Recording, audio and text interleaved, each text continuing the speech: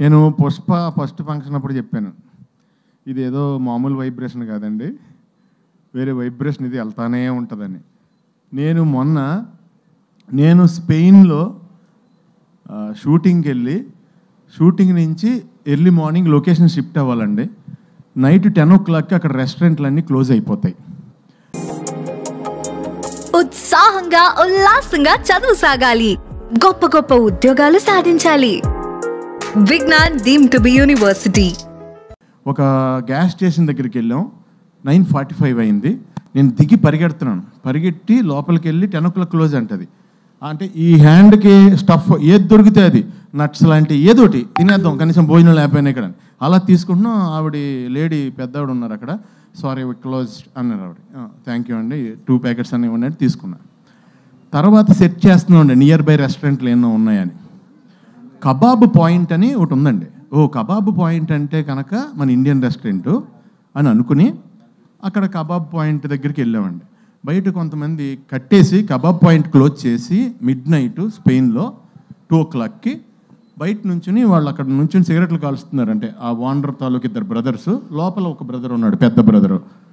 మేము వెళ్ళాం, దిగాం. ఇలా వెనకాల డైరెక్షన్ డిపార్ట్మెంట్ ఒక వెహికల్, మాది ఒక వెహికల్. దిగ్గానే అతను ఇలా చూశాడు నన్ను. అది నేనేంటి, స్పెయిన్ ఏంటి, అర్ధరాత్రి 2:30కి ఇలా చూశాడు. చూసి లోపలికి వెళ్ళాడు, ఫోన్లో ఆన్ చేశాడు. పుష్ప ఇంటర్వెల్ బ్లాక్ తీసుకొచ్చి చూపించాడు నాకు. తూ అయినా తూ అయినా అని. అది ఎవరిదంటే రెస్టారెంటు, అది Pakistani people restaurant in Spain. ఒక అర్ధరాత్రి నన్ను చూసి వాళ్ళు ఏమేమి ఐటమ్స్ వండగలరో అన్ని ఐటమ్స్ వండి నాకు, ఆదిక రవిచంద్రన్ డైరెక్షన్ డిపార్ట్మెంట్కి, డైరెక్టర్కి, అందరికీ నేనేంటంటే వాళ్ళందరూ తింటున్నారు, వీళ్ళందరూ వాళ్ళ ఇంట్లో వాళ్ళు లేపేసి వీడియో కాల్ ఇచ్చారు నాకు. నేనేమో పాకిస్తాన్లో నాకేమో హిందీ రాదు, ఉర్దూ రాదు. నమస్తే G, thank you G, Phir మిలేంగే G, ఏం మాట్లాడుతున్నా నాకే తెలియలేదు. అప్పుడు పక్కన ఆకలేస్తుంది. సో డార్లింగ్, అంత దూరం రీచ్ అయిపోయింది.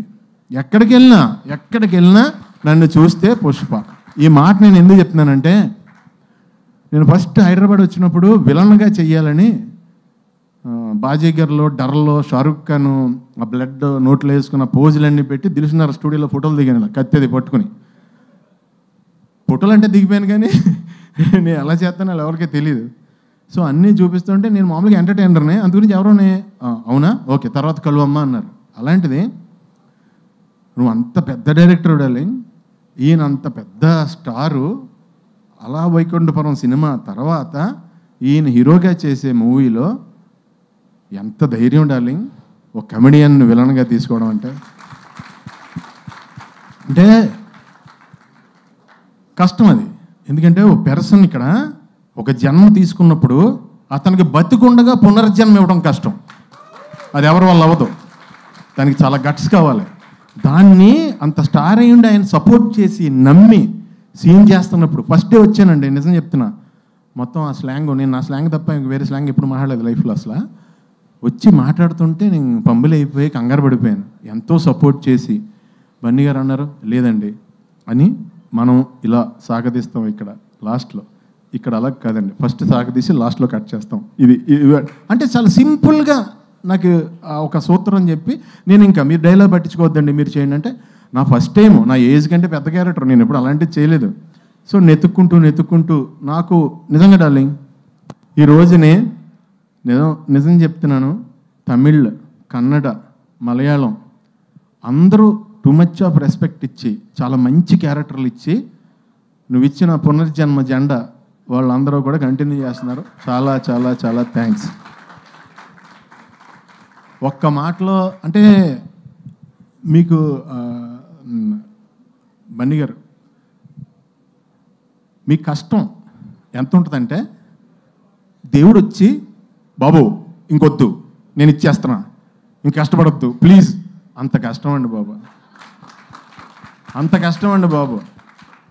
ఎందుకంటే కష్టానికి ఇంకా జాతకం ఏం ఉండమంటండి, కష్టానికి సచ్చినట్టు నేచర్ ఇచ్చి తీరాలంట. మీరు ఆ కష్టాన్ని నమ్ముకున్నారు. లేకపోతే ఇక్కడ కూర్చుని ఆల్ ఇండియా రేంజ్లో బిగ్గెస్ట్ ఫిలిం కొట్టాలంటే నిజంగా ఎంత కష్టపడాలండి. It's it's impossible actually. మీరు అందరూ కలిసి పాసిబుల్ చేశారు. మీరు మీ కష్టానికే ఎప్పుడు మీకు దేవుడు 10 ఇంతలు న్యాయం చేయాలని మనస్ఫూర్తిగా కోరుకుంటున్నాను. ఫైనల్గా ఒక లైన్లో ముగించేస్తాను. డార్లింగ్,